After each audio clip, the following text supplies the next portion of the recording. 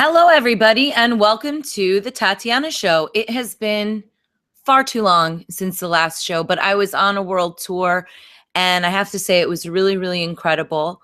I'm going to tell you a little bit about that, but first off, I wanted to say that we're going to have some really good guests on today. We don't have Josh because it's late at night where he is in Europe, and we're doing a late night edition of the show.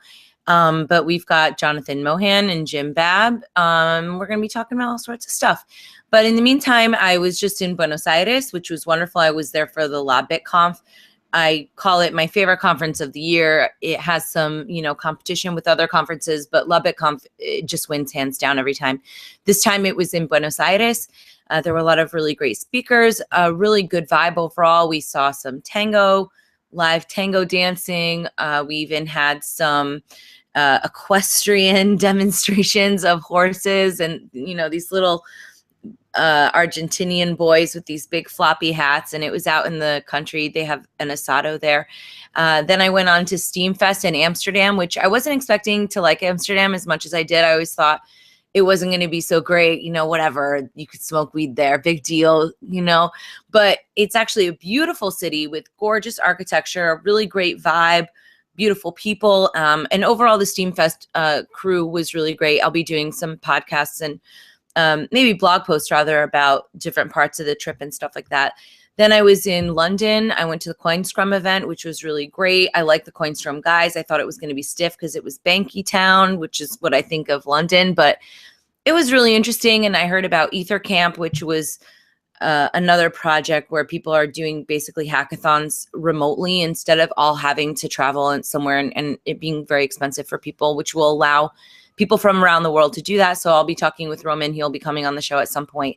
Then I ended up in Berlin, gave another good talk, talked a lot about the Silk Road case, as well as the upcoming Tatiana coin launch and the new album. And then I ended up in Warsaw, where I basically ate a lot of bread and Polish cured meats. So it was really fun. But I'm happy to be back, and I met a lot of interesting people that I'm going to have on the show. But our first guest for today is somebody who's working with me on the free Ross-A-Thon. So there are a lot of different things that I kind of show my support for with the Tatiana show. Crypto Compare shows their support for me. I like to kind of give them a plug. They're really interesting. There's the BitcoinCPA.com. But the main thing that I do is free Ross, right? So we're doing a free Ross-A-Thon. It's an 8-hour telethon, and Jim is going to be one of the co-hosts, one of the sidekicks. And we're going to do it this coming Sunday from 2 p.m. Eastern to 10 p.m. Eastern. We have a lot of really, really great guests. We've got Adam Kokesh, Jesse Ventura, Jeffrey Tucker. I can't even remember all the different people. There really are a lot of different people. Jim, maybe you can join me here on the air, say hello to all the people, and let's give people some more information. Then we could talk a little bit about how you got involved with the important precedent-setting Russell Brick case. Welcome to the show. But you're muted. Very professional. Okay. There we go. How's that? Perfect. Okay. Now we're talking. Great to be with you, Tatiana. I'm really happy to have you on the show. I don't know why we haven't done this sooner, but I'm glad that we're doing it now. And it seems apropos because we're going to be doing that show together this weekend. I'm coming down to Philly. There's parties all around the world happening for this free Ross-A-Thon. I'm really glad that you're a part of it. And I'm glad that we get to, I think Philly has one of the best Liberty communities in the country. I had that really large Ron Paul event in April of 2012 where there was over 4,500 people, pouring rain, waiting to hear Ron Paul. I mean, me and Jordan perform. No, just kidding. They were really there for Ron Paul, but it was still cool to be a part of it. Yeah, what a good time. For those that didn't die of pneumonia that day, it was a wonderful event. But yeah, it was pouring, not just like drizzling rain, but just buckets and buckets. And it was cold, so cold. It was a nightmare. But, that was one of my first really big libertarian events. It was really the biggest I ever did. And it was the second one that I did that was sort of in front of people. And I thought that I would be nervous singing in front of all those people. But what I remember thinking was, holy crap, this is so cool. Everybody was just standing there in the rain, it filled me with so much inspiration. I couldn't possibly be nervous. I could only be excited and happy to be there. Yeah, it was a good time. And we had a lot of different events around Ron Paul. That really brought people in from all over the place. And a lot of them I'm still working with now. Like some of them turned into anarchists and they're they're still doing stuff. But that was a kind of definitely a unique time. And Philly does have a great liberty community, or communities really, because there's so many different groups.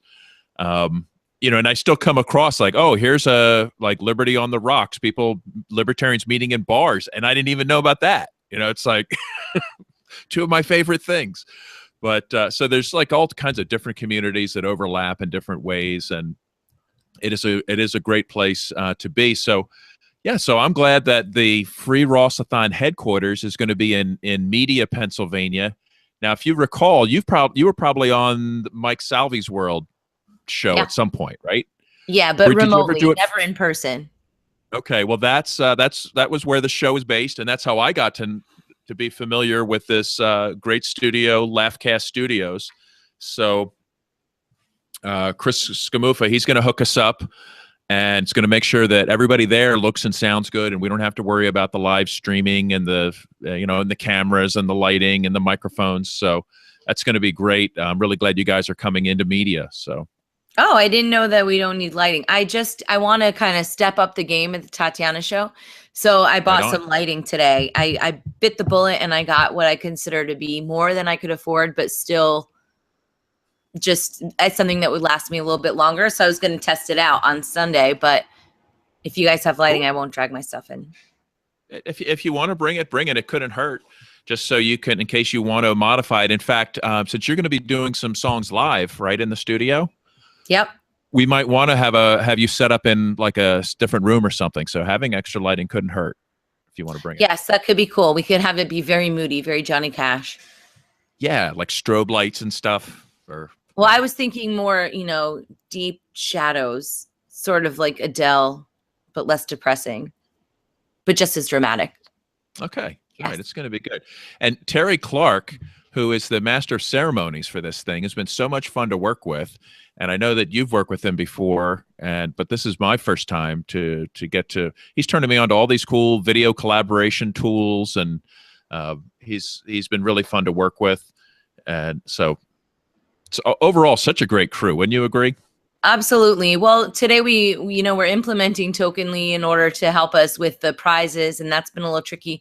And today we had a big group call, and Adam joined us. He specifically said, "Wow, what a great group!" So it's nice to see things coming together, and it's remarkable how much work has gone into this because, we've got, how many speakers do we have? 30 or something?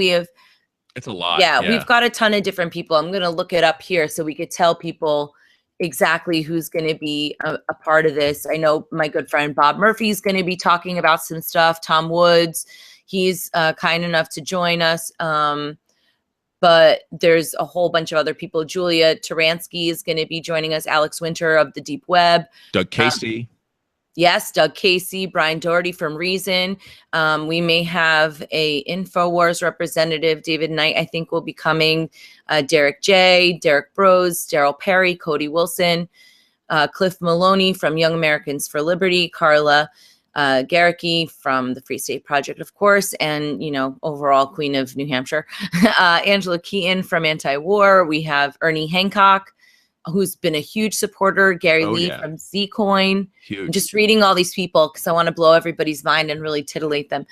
Jason Pye from Freedom Works, Jeff Berwick, Jeff Tucker, Jesse Ventura, Jim Babb, Julia Taransky. Who else? Kat Murty. Ross's family is going to be on. I know we always hear from Lynn, but Kirk, Ross's dad, and Callie, who I adore, is going to be on. Naomi Brockwell, who's over at Fox right now, has done a lot of cool activism in support of Ross. Neil Franklin, the executive director of LEAP. I always find his perspective to be interesting because when you talk about prohibition, a lot of times police officers are for it, but he sort of represents a little bit more of a realistic perspective of the results of that kind of thing. Roger Ver, Richard Grove, Paul Rosenberg, Ronald Simpson Bay, Stephen Duke, and that's it for now. But I think we might even add a few more people. Yeah, and it could have been 10 times that number of people. It just filled up.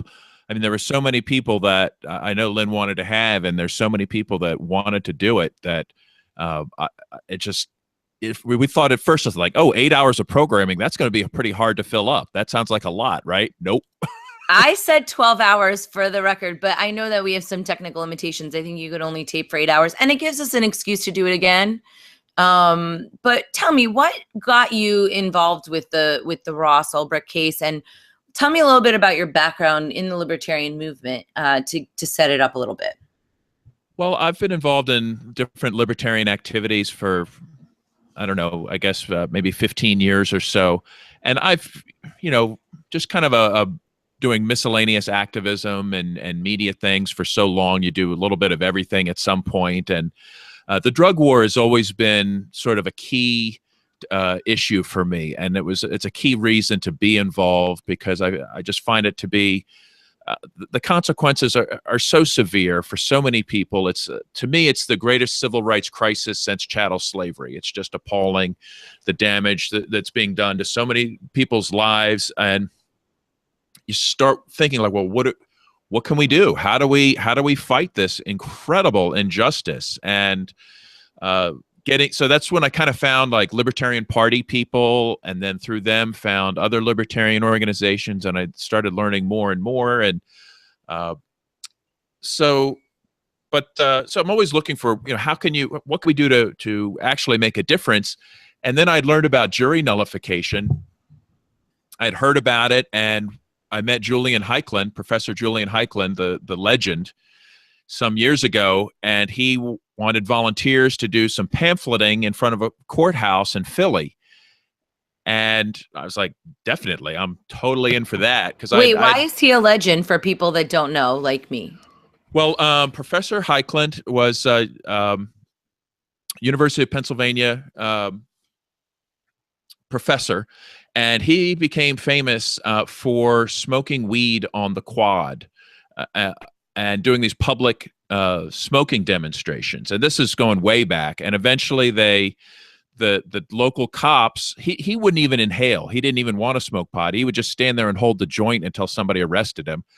And after a number of times, the judge just told the cops, do not arrest him again. He's too much of a pain in the ass. We don't want to see him in here anymore. And he's this cantankerous guy that has been involved in the kind of activism we do, but he's been doing it for like 60 years.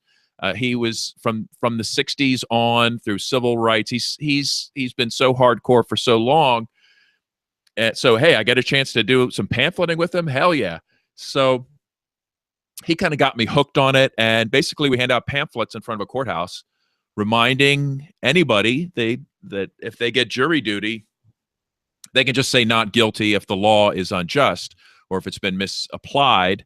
And a lot of people don't even realize that. They think, well, if the judge tells me I should convict, I guess I'll convict. If he had a joint, I guess he's guilty. So, but what it means is, even though somebody had a joint, if you think it's ridiculous for that person to go to jail, then you just say not guilty. And this is a traditional method of opposing tyrannical government or overreaching government that goes back for centuries. And there's lots of interesting examples, and I'm always finding new ones, but it did play a key role in alcohol prohibition. Was one of the areas when they just couldn't get juries to convict bootleggers. They said, yeah, oh, the hell with it. So that's kind of the idea, is to get them, if they can't get convictions, then that's how they know that they're doing the wrong thing. So today it's having a big impact, not just in the drug war, in a lot of drug war cases, food freedom. People getting arrested for raw milk have benefited from the tradition of jury nullification, when the jurors say, yeah, he sold raw milk to people that wanted it. That's not a crime. So anyway, this is one of the areas that got me involved as a way to just kind of fight back against the drug war in some little small way. I met Lynn at what's the one in New York City, the Liberty Conference? I get Liberty the names Fest? Liberty Fest. Yeah, Liberty Fest NYC Okay. in Brooklyn. And I had seen Lynn before at Pork Fest, but hadn't really had a chance to talk to her. But I had a chance to talk with her there and see her presentation. And I had been following the Silk Road case. I'd heard about it. I was interested, but there's so many cases out there. So many people unjustly behind bars. You know, I knew I wanted to pay attention to it, but it wasn't until I saw Lynn and met Lynn that I knew that this was so important. And there's, you know, I didn't want to be on the sidelines. Whatever little thing, any tiny thing that I could do, I wanted to support that effort. So I was really glad to have had a chance to meet her and develop a relationship with her. It's, you know, she's always at all of these events, so I always look forward to seeing her. And now I get to help with the free Ross-A-Thon, so that's just great. Yeah, she's quite a warrior. Tell me a little bit about you tried to do some sort of a jury nullification, but there were some, you know, risks associated with that.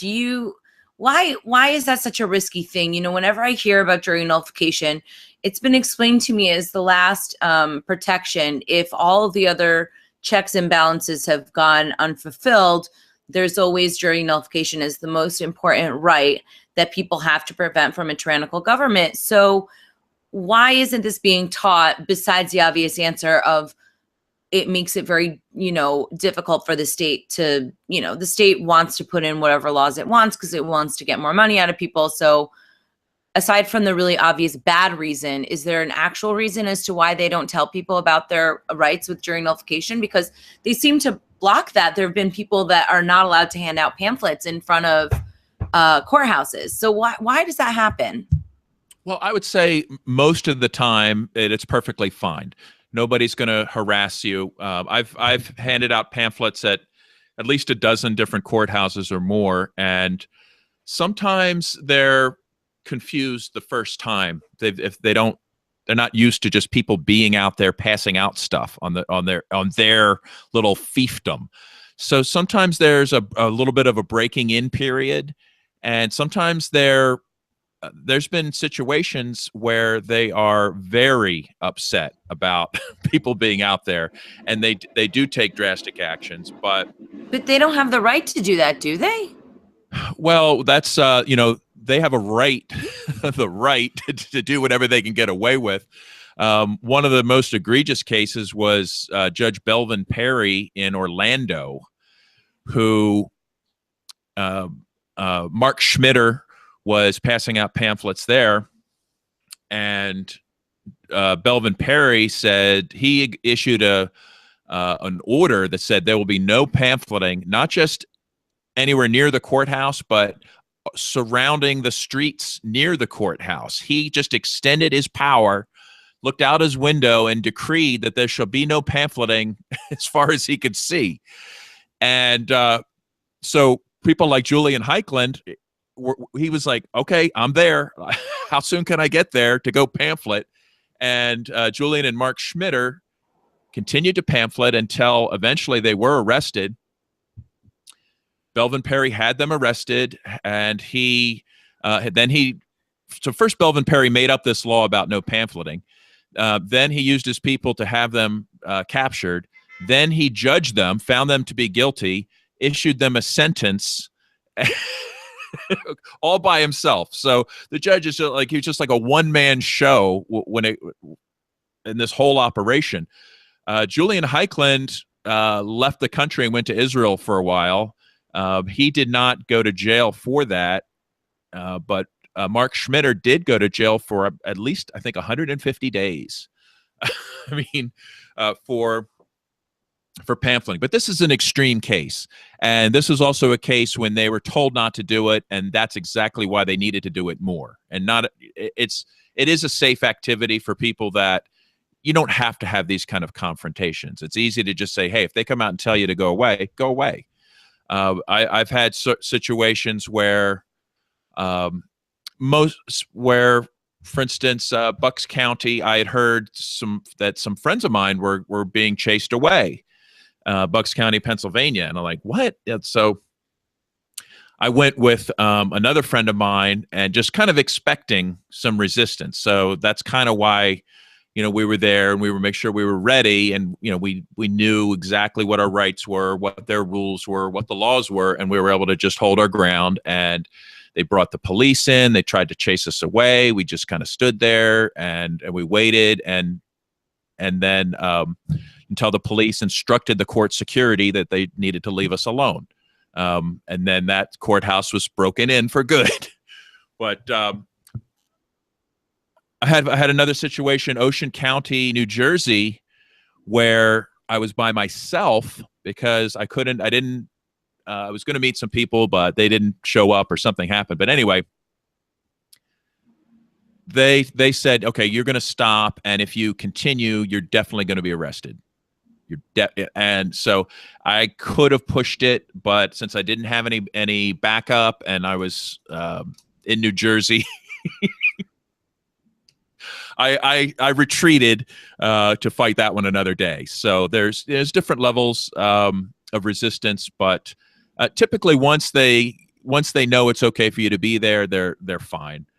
Why isn't this caught on more? Why don't more people know about jury nullification? It seems like such a great tool to fight the state. I mean, granted, a lot of people don't even know that they should be fighting the state, but I think that there are a lot of disaffected people that think that laws are overreaching. I mean, is it really a matter of having more of a marketing budget? Because I guess there's a fully informed jury association. Kirsten over there does something.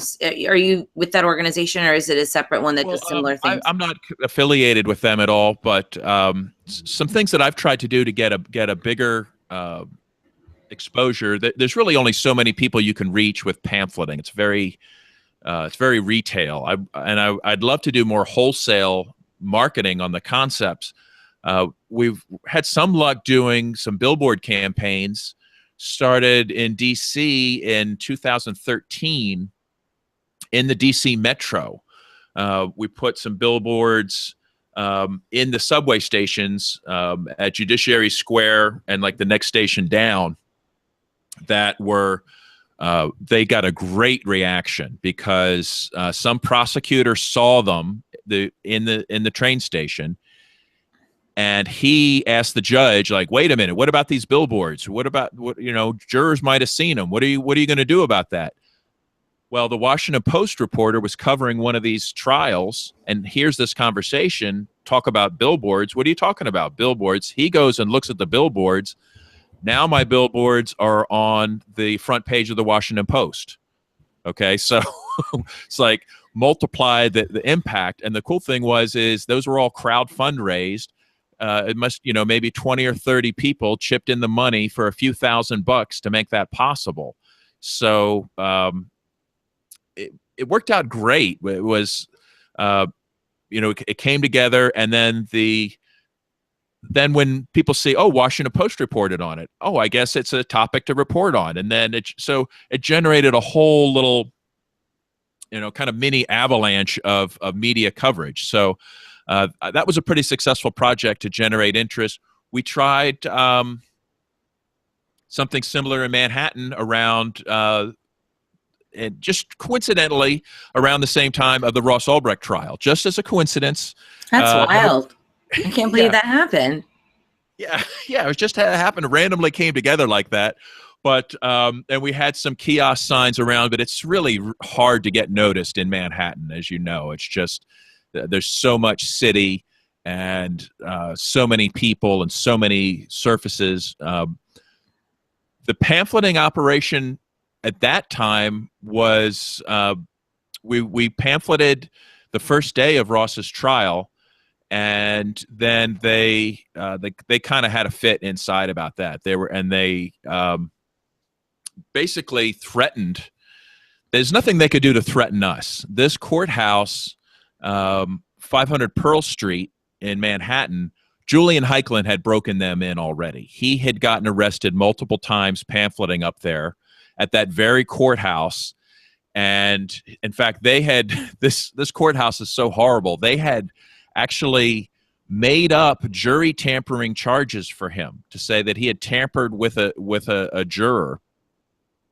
where they pretended to be the juror, and he even kept his mouth shut. He didn't say anything. So they were so desperate, they made up all this stuff knowing it would eventually be dropped, but he fought that for a couple years before they finally dropped it. And anyway, he put a lot of blood and sweat into making that safe to pamphlet. So so Judge Forrest knew she couldn't do anything to the pamphleteers outside. So what she did is she threatened the defense and said, well, you know, if those protesters or those pamphleteers or, you know, those people out there continue, we're going to anonymize the jury, and we're going to make sure that they come in from a secret location through a secret entrance, and we're going to make sure that everything's all top secret. So, which would not have been good for the defense at all if that had happened. It implies that it's a more dangerous case than it is, right? I guess that was it would make them think that they're not going to be told, hey, we're moving you to a secret location so you don't get a pamphlet that's 100% factual about your rights. They would say, oh, this drug lord is so dangerous for the safety of you and your family. We're going to have to take dramatic action here. Wow. So the defense requested that all the activities outside the courtroom stop, and that was a tough call to honor their request. In hindsight, obviously, what could have been worse to continue? I mean, nothing would have been worse than I what think the that result people was. thought that we were dealing with a real actual trial versus a kangaroo court. Now, recently, you were at the oral arguments. We all came out to support the Ulbricht family. Ross, of course, was not present during the oral arguments. During the oral arguments, you basically hear a few questions answered by the defense and on the prosecution. In fact, the original prosecutor was not even answering the appeal, but, you know, Draytel went up there and he did an oral argument.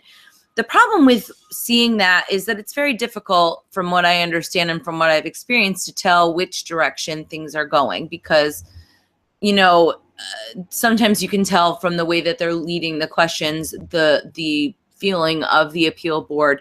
Did you get a sense of anything, or do you think it's really completely unclear still? Well, I think it's definitely unclear, even if you could sort of get a feeling of how what their feelings on the case might be. Mm-hmm.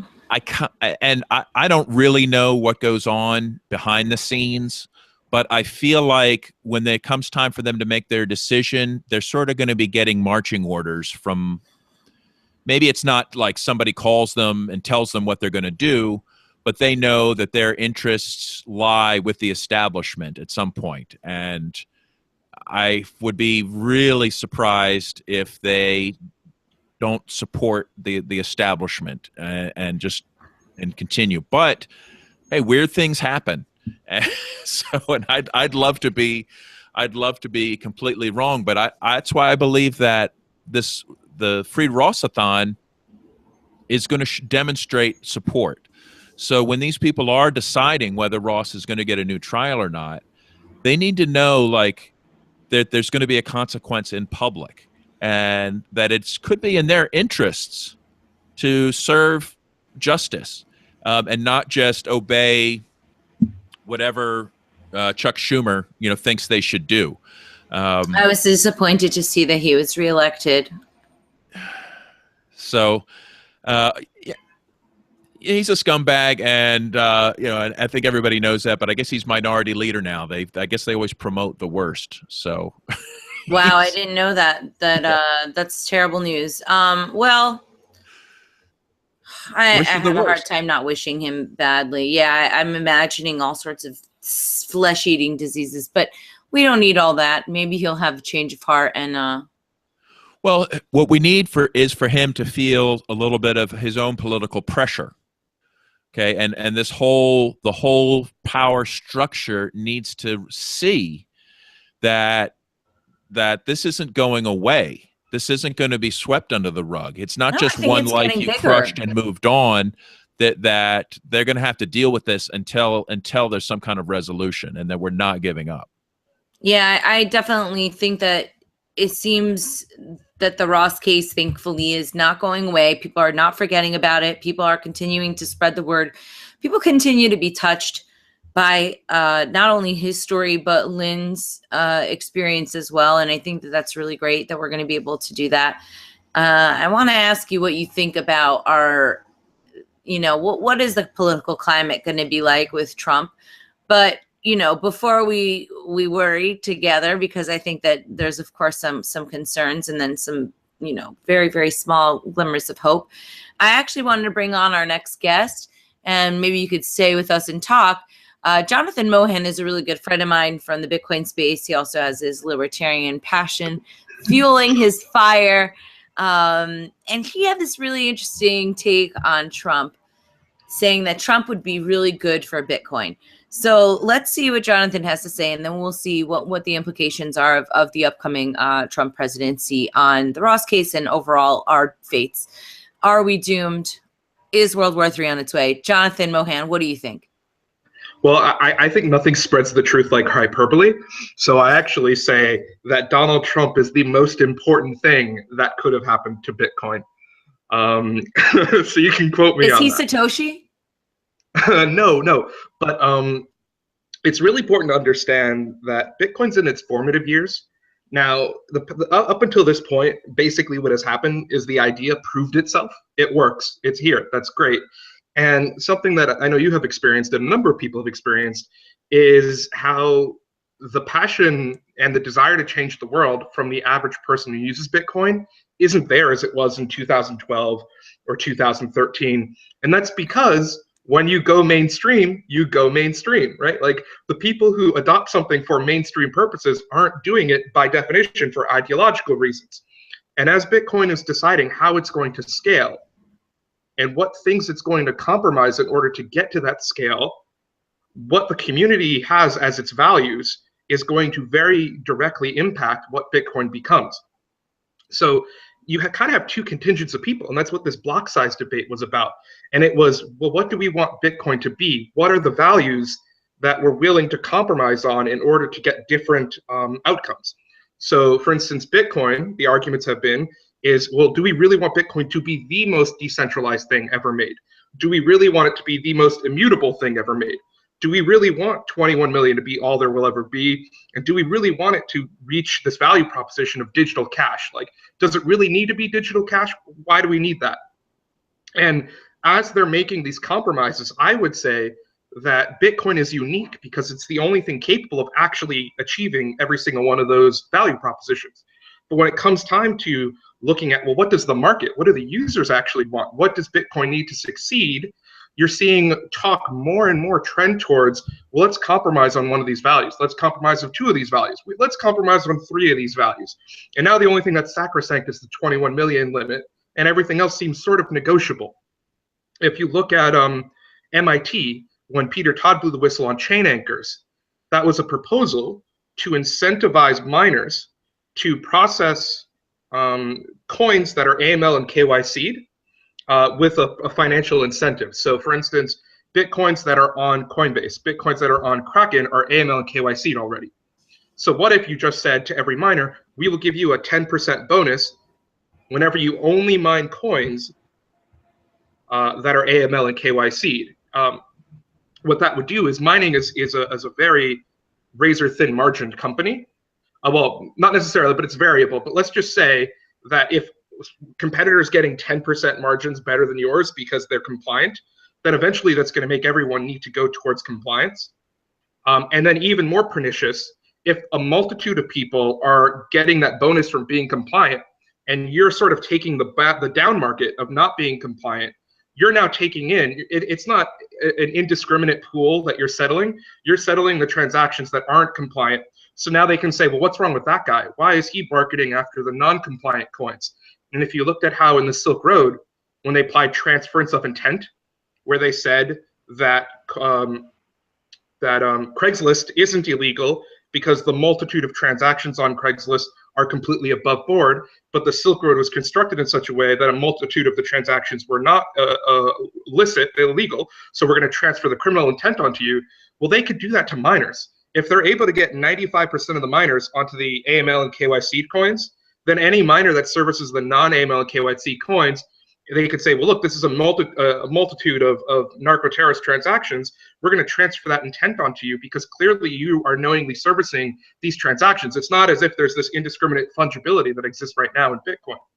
So I'm seeing a lot of decisions that are being made that will determine if Bitcoin just ends up being PayPal 2.0 or PayPal 3.0, or if it actually does achieve the value propositions that it set out to achieve. And a lot of what I'm hearing is sort of this conversation point of like, we need to kill Bitcoin in order for it to succeed. Like, we need to kill Bitcoin or it won't succeed. Like, well, Bitcoin can't be decentralized, otherwise it won't succeed. Bitcoin can't be fungible, otherwise it won't succeed. And it's sort of like, well, what's the point of it succeeding if you have to kill it to get it to succeed?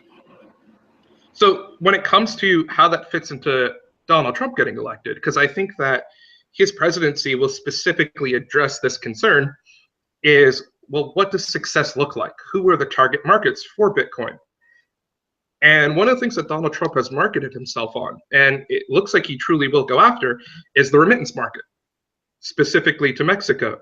And he said repeatedly that something that he will do in office is to go after people who don't have legal residency in America, as it relates to how money transmitters interpret how they remit their money. So very easily, he doesn't even have to change a law. Just as when FinCEN in March 13th said, now Bitcoin is money transmission. And by the way, we're not changing the rule, we're re-clarifying the rule. We always were at war with Oceania. Bitcoin always was money. All they need to do is say, in order to have know your customer compliance as an institution, you need to validate the legal residency of the individual you are transacting on behalf of. This always was the case. We are just re-clarifying how KYC works. Or by executive order, then immediately you'd have every single undocumented individual in America incapable of sending money, with the exception of really weird money laundering operations or just straight cash mules. And you know, everyone quotes this number 11 million, but it really might be closer to 20 million. And then you're talking about 10 to 20 million people in America who the traditional financial system will refuse the ability to remit home to. And I think that in that you could actually see Bitcoin just explode, because what's happening these days is, and this is significantly different from 2012 and 2013 today. In 2012, you'd say, oh, do you own Bitcoin? And they'd say yes. And guess what? They actually did. Today, if you say, oh, do you own Bitcoin? They say, yeah, I own Bitcoin. It's in my Coinbase account. Yeah, I own Bitcoin. It's in my Kraken account. So if to own Bitcoin is to have another person hold it for you, you don't possess it, you don't own it, you just have the rights to it.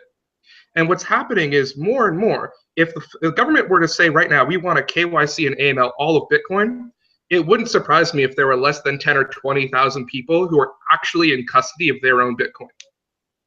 To any de minimis amount, like a couple, like a $500 or whatever, like an actual, like my money's in Bitcoin. It's almost all exclusively on exchanges, not in actual custody. So if Donald Trump were to say, the only way to remit money is with someone who isn't a financial institution, ergo muling cash, or with Bitcoin, we truly could see the number of people in custody of their own Bitcoin who are truly using Bitcoin go from a couple tens of thousands to literally tens of millions. Because it's not just the 10 to 20 million in America, it's also the people they're sending it back to, the 5 to 10 million in Mexico who is receiving the money. And when you look at sorry, I'm just going through my notes. When you look at what can make Bitcoin succeed, to me, success for Bitcoin is not compromising on those 4 values of decentralization, fungibility, immutability, scarcity, and digital cash. And I really think that Bitcoin can succeed without a single bank using it, without a single institution using it, if we just go after undocumented individuals in their capacity to own their own wealth and be able to send it home. And that is only, that impetus is only going to exist under a Trump administration. And I hope he holds himself to his word. I think the single greatest issue where a politician holding his word will net benefit me most in my life is if Donald Trump actually follows through on his KYC reforms, because I don't even care about the price of Bitcoin. I care about the success of Bitcoin maintaining itself as Bitcoin. And sort of this other thing I like to say is Bitcoin needs its Jews. So the problem with Bitcoin is that gold and diamonds, they have their people. And Bitcoin needs its people. We need to talk about anti-fragility and Bitcoin existing for the next 100 to 200 years. And if you look at it, in World War II, when people were fleeing from the Nazis, primarily Jewish people, and they needed to take all of their assets, make it something transferable that they could be in custody of and move it, what did they do? They bought precious jewels. They bought diamonds, they bought gemstones, because it's really hard to take $500,000 to $1 million of gold and shove that up your nether regions for the 3 months on a boat that it takes to get to America. It's kind of a lot more tenable to do that with diamonds. So what ended up happening is all these people, this whole culture sold their wealth, transferred it to gems. And then when they came to regions such as New York, there was this entire culture of people that all had the same type of asset. And then they started trading with one another. And then now the Diamond District is entirely Jewish culturally, just because of this instance where people needed by necessity to adopt a new form of currency, which in this case was diamonds and gems. And now to this day, as a component of Jewish identity, cultural identity, and tradesmanship, is this notion of the Diamond District. And oh, you're going to the Diamond District. Oh, you're gonna deal with someone who's Jewish. You're gonna be dealing with Jewish culture. A part of the cultural expression of the Jewish people is this notion of being in commodities trading in the context of gemstones. And I think that more important than anything else is that if KYC reform could elicit in Mexicans the necessity to adopt Bitcoin to the same extent, it could actually be adopted to the point where, oh, you're a Bitcoiner, oh, you must be Mexican, oh, you're a Bitcoiner, oh, you've been, like a part of Bitcoin's identity is the Mexican culture. It gets ingrained in their notion of self and actually becomes a part of Latin America's sense of identity, in the same way that, if you're going to trade gemstones, you're going to expect that the counterparty you're dealing with is Jewish. I think that that's when you know that a commodity has made it. That's when a specific asset is going to exist for the next 500 years, because it gets traded down in the cultural zeitgeist. So I personally think the most bullish thing that could have happened to Bitcoin is both Donald Trump being elected and, for the love of God, him keeping his word and instituting draconian KYC reforms, because that will finally drive Bitcoin towards its tens of millions of people adopting it in the way that matters most, which is sole custody of digital cash that isn't traditionally recognized in an AML or KYC-able form. Because guess what? Cash isn't AML or KYC. It's sent from person to person. It's put under your mattress. Like, that's what Bitcoin's supposed to be. So I really think that outside of something this drastic occurring, that the community at large and the people who are involving themselves in Bitcoin now, which will always supersede the number of people who are involved with Bitcoin for ideological reasons, is going to kill Bitcoin in order to get it to succeed. And unless something like this happens, we're not going to get the Bitcoin that we wanted. Really excited for Donald Trump. It's a lot of action. There's a lot. It's a lot of good points. I like it. I feel pretty optimistic. I think that the use cases outside of the United States are really the ones that I use to illustrate the power of Bitcoin to people. I talk about my friends in Argentina, about how, they lose the value of their Argentinian peso as much as 60% in the course of a week. So really, really big deal for people when, you're seeing that happen. Also, what do you think of this IRS Coinbase thing? What's going to happen with that? Because if people are not aware, I guess the IRS hit up Coinbase saying, so we need everybody's transactions forever. Thanks. Is that a good summary? What do you think of what happened there? And is this good for reminding people that they should get the hell off of Coinbase? Well, I mean, if your assets are on Coinbase, then it doesn't matter if you move them now. But I mean, just do it anyway.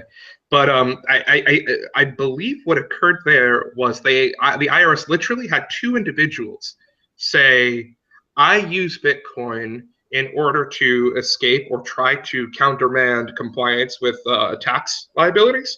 And they are stating that those two individuals stating that is now reasonable suspicion to suppose that every person using Bitcoin is doing it on the basis of tax violations, like tax evasion, excuse me, and that because of that, they can violate people's Fourth Amendment rights to consent to search because they have reasonable suspicion on everyone. And Coinbase is saying, whoa, whoa. So one guy says he likes to use cash because he can launder money with $100 bills. So now you're saying using $100 bills is reasonable suspicion to, without the consent of the person, specific individual, dragnet every single person who uses dollars and investigate their cash flows. And that's sort of the argument that Coinbase is trying to have with the federal government, that the IRS is overstepping its bounds and thinking that what they have is reasonable cause to do that. Yeah, I guess that's what happens when you have everybody's information. You get forced into this position. You know, I wonder what will they do if the courts say, nope, you've got to fork it all over. All the information. I mean, they got nothing. They don't have a choice, right? They have to just do it. Right. Otherwise, they go to jail. I mean, I could be more alarmist than that. The only thing you know in an absence of information is that Coinbase is the only person who publicly stated that they got this request. It's also a very good point. All we know is that Coinbase is the only person publicly fighting this request. So what do you think is the future of the ideology beyond the Mexican influence? You know, how do the liberty-minded people keep getting people interested in Bitcoin? Well, yeah, I would say that only works as long as none of the things that make Bitcoin change anytime soon. And I think that there is a very real path to making something like MIT's Chain Anchor proposal implemented and working in Bitcoin. And that it is up to us and what comprises up the Bitcoin community to ensure whether or not that happens. I think that one of the most interesting things in Bitcoin is the fact that it is immutable and that it is publicly auditable. So things like notarization, using the blockchain to notarize, is of tremendous value. I actually think that there's a tremendous opportunity with socialists to start getting them interested in Bitcoin. Why? Because the value proposition Do we of want them? Bitcoin. I don't know. I've had a little bit of enough at this point with the fighting on Facebook. Why are we going to bring in the socialists? Well, I do think that, you know, the future for everybody includes Bitcoin everybody. Helicopter rides. No. but that Bitcoin's magic, the thing that makes Bitcoin, you know, akin to Frodo in Lord of the Rings, is that it disintermediates a central arbiter. It sort of takes this program, this algorithm, it makes it the thing in charge. You don't have to trust a person. And as a methodology for making every person in a network equal to any other person, it actually adheres to the tenets of equality that the socialist community, I believe, is put off with when they immediately hear, oh, it's money, oh, it's libertarian. You know, Hillary Clinton actually had on Bitcoin, and the WikiLeaks article emails came to light, and she said, and I quote, that she didn't like Bitcoin because it was, quote, too libertarian, unquote. That's a good sell. Nice. So, but what I mean by that is that I think that when we're looking at new areas of tremendous opportunity for growth in Bitcoin, that upselling its capacity to disintermediate and absolve power from everyone to make everyone equal is something that's not emphasized enough, and that there are other markets outside of the libertarian community that would just as easily buy into that. I think that as it relates to things like carbon credits, not saying that is a use case I agree with, because fundamentally, you know, people who are environmentalists are watermelons. They're green on the outside, red on the inside. That there are tremendous communities, large communities that could buy into the ethos of Bitcoin and the disintermediation of real blockchains. Now, when it comes to sort of that libertarian argument value proposition, I kind of think that Bitcoin's reached saturation with that market. I don't know how many of those who exist who have yet to have been sold on Bitcoin can either be sold or have already been sold. I think it's time to. So Jeffrey Moore made a bell curve on the way that technology gets adopted and the different markets for it. And there are 5 fundamental groups for technological adoption. They're the innovators, the early adopters, the early majority, the late majority, and the laggards. And each market can be broken out into 2 fundamental interests.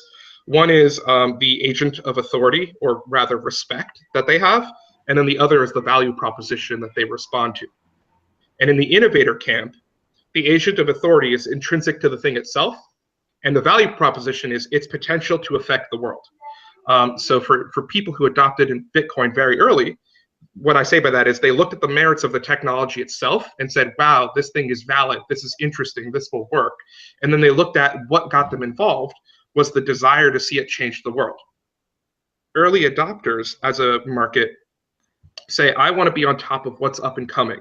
I want to, as a value proposition, I want to be involved with whatever is sort of the new trend. And then if you look at what their agent of authority is, it's intrinsic to the object itself, sort of like the innovator. And then there's something called a chasm. And the chasm is that whereas the early adopter and the innovator share the same method of respect, which is intrinsic to the thing itself, and they differ on value propositions, the next market is different on both regards. So it's called a chasm. And most technologies fail in crossing that chasm. And the early majority adopt something when it's marginally or logistically superior to whatever it is it's replacing. And their agent of authority that they respect, or where they get their respect for that entity from, is an agent of authority. So the early majority will say, well, what does Ben Losky say about that? Well, what does Bill O'Reilly say about that? What does Janet Yellen say about that? Not, well, what's the inherent nature of the thing itself? That's the sort of the agent of authority they look to. And the value proposition isn't, I want to be a part of what's up and coming. I want to change the world. It's, well, is this logistically better or marginally more cost effective? The late majority do whatever's easiest, and they listen to their authority figures, and the laggards literally only change because they physically cannot do anything else. And way to know the difference between an early innovator and an early majority. Early majorities tend to identify in their sense of identity the specific technology, whereas innovators want to change the world. So when people ask me, well, are you a Bitcoin maximalist? Are you a Bitcoin bigot? I say, I like killing dragons. I'm not in love with Excalibur. So whatever's the best thing for killing dragons, that's what I'm in love with. It just so happens Excalibur is the best thing at doing it. And that's sort of how you can tell the difference between an innovator and an early adopter.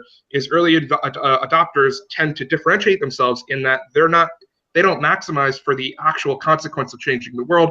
They tend to then become completely attached to the specific implementation that they're interested in. And that's just sort of a more nuanced piece, but that's sort of a very long-winded way to say that I think we've reached saturation with innovators and early adopters, and there's a lot more bang for the buck in trying to go after the early majority, and more specifically, the innovators of different ideological frameworks, like socialists. I think that we haven't reached saturation in those markets, and that those order of magnitude effects of socialistic innovators going to the early adopters, going to the early majority, would actually double or triple the number of people using blockchain. Because the thing about Bitcoin that makes it wonderful is it's decentralized. And if it truly can't be co-opted, then it shouldn't matter the ideological framework of those trying to use it. Yeah. And also, you know, the socialists, we may disagree with them on a lot of things, not to lump you guys in with my viewpoint, but I think that there's a lot of things in common that we can find with people from all sides of the political spectrum. So, yeah, bring more people to the party. Hey, I have a question for Jonathan. Okay, what's your question, Jim? I think there's another emerging market that this last election has at least contributed to, and that is the weed legalization movement. Okay, several states, Maine, I think California, a few others. Sure. Is this a viable? Who's working the who's making Bitcoin the currency of legal cannabis? Because they've been for the kind of like with the undocumented workers, they've been rejected by traditional banking, and they're desperate for some kind of banking service. And this is the new cash cow for hungry governments. They needed some kind of backstop that's going to limit the amount of parasitism they're subject to. So what do you think about this as an emerging market? Well, first I'd like to say, because it can't be said enough, that weed legalization won more states than Hillary during the election. So there is definitely a trend coming in America. I will also say that I personally know of an investor who the day after weed legalization occurred in Massachusetts told every marijuana company to send him their business plans. It's specific to Bitcoin. We'll talk later. Okay. Yeah, I'm formulating my own business plans to capitalize on this opportunity. I think it's a tremendous opportunity, specifically because you disintermediate the banks. And the problem with banks as custodials and transmitters of other people's assets is that they're liable to federal guidance, not state guidance. And because of that, while it could be state legal, it's federally illegal. And they don't have state charters, they have federal charters. So the fact that Bitcoin can ameliorate the necessity for custody, and in order to be in custody of someone's money, you need to be a bank. And in order to be a bank, you need to be federally licensed. I think it's great that you can actually get a bank, the function of a bank, without needing to be federally canonicalized. What about Colorado? I visited this summer. I just wanted to check them out. I visited maybe 4 or 6 different shops, and I asked each cashier about Bitcoin. The people that I talked to, most had heard of it. Most were very clueless, though. They were just like, yeah, kind of what? Yeah, what about that? You know, nobody's going to these guys and offering them some kind of a solution that they can work with. So yeah. I think it's waiting for somebody. As much as I love to speak on everything, this is a topic I'm quite ignorant of. I haven't even had a hangover once in my life, so I'm not the guy to be speaking on this. No, you are, because you understand emerging markets and opportunities and trends, and you have exceptional insight. So, next time I go to Colorado, I'll make some stops. Don't worry, Jim. I'll get on the case. I'll evangelize to the potheads. I will fall on the sword, my friends. My bravery will not be forgotten. Look at some of the numbers. That referendum in Colorado, in California. In the actual referendum, it projected new tax revenues of perhaps over $1 billion a year. Okay. That's what they projected to try to get people to vote for it. As if this is, look how much money we're going to make. Vote yes, not realizing they're actually voting to have that money taken from them. But anyway, let's just say the parasites are hungry. They're drooling all over this legalization thing. They're lining up. Everybody is going to want a cut of this. The locals, the states, they all want their own little cartel and a slice and getting paid for nothing. So something for nothing, guys. Yeah, that is always the problem with legalization is that, you give them part of the pie, and you strengthen the state with that. But overall, I think we'll have some good discussions about the drug industry on the free Ross-A-Thon on Sunday. Jonathan, will you be watching? I hope so. I hope you'll tune in. Yeah, remind me when and where it is. Remember, we were at me and Jonathan were at some event, and somebody misspoke about the Silk Road case, and me, him, and Tone, we just ravaged this person, and we gave them a big fat helping of truth, which hopefully that'll happen too with free Ross-A-Thon. There are a tremendous number of misconceptions, and I can eagerly await how the FBI got the unmasked IP address from a Tor server to finally have its day in court. Because what they said by any expert in the space was just unequivocally impossible. It's just not true. So I would love to see that argued. Was it NSA that's facilitated that, or what is your theory? Well, Snowden said it was the NSA. Well, he said it's not. It's something like it's not unreasonable to assume. But what do you think? I tend to not speculate. So all I can say is that on the basis of what already exists, what has been stated, is not it is not possible for what was stated to have occurred to occur. Perjury under oath is a big deal, and I would like to see all consequences of those statements be investigated. I like it. Yeah, it'd be nice if we actually had a real trial. So guys, I'm sorry to say this, but we're running out of time right now. We have a magic word for our LTB listeners. We broadcast out on a whole bunch of different networks. So I think that the magic word should be free Ross-A-Thon, all one word, free Ross-A-Thon. So yeah, if you want to earn your LTB coins, thank you to all of our people who are broadcasting us. We've got LRN.FM. We've got LTB, Liberty.me, and IPM Nation. So we've got a lot of good people who are sharing our stuff. I wanted to say thank you to our sponsors, thebitcoincpa.com. So you don't get in trouble with the tax people. Talk to Kirk, he'll help you out. Crypto Compare, get all of your information about the crypto space. Really up to date, good stuff on there. Make sure you go to freeross.org and come and check me out at Anarchapulco. I think I'll be there. Well, I'm pretty sure. You can use the Tatiana code to get 10% off. And there's a Cointelegraph event I'm going to be doing in Munich in April. So lots of fun and excitement coming up.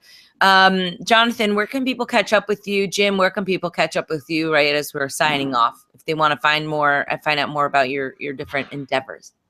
Meetup.com/BitcoinNYC. Awesome. JamesBabb.com will direct you over to my Facebook. Great. Well, I'm looking forward to seeing your smiley face this weekend. Jonathan, thank you so much for being with us. And we'll have another show for you next week, folks. So thanks very much. See you later. Bye.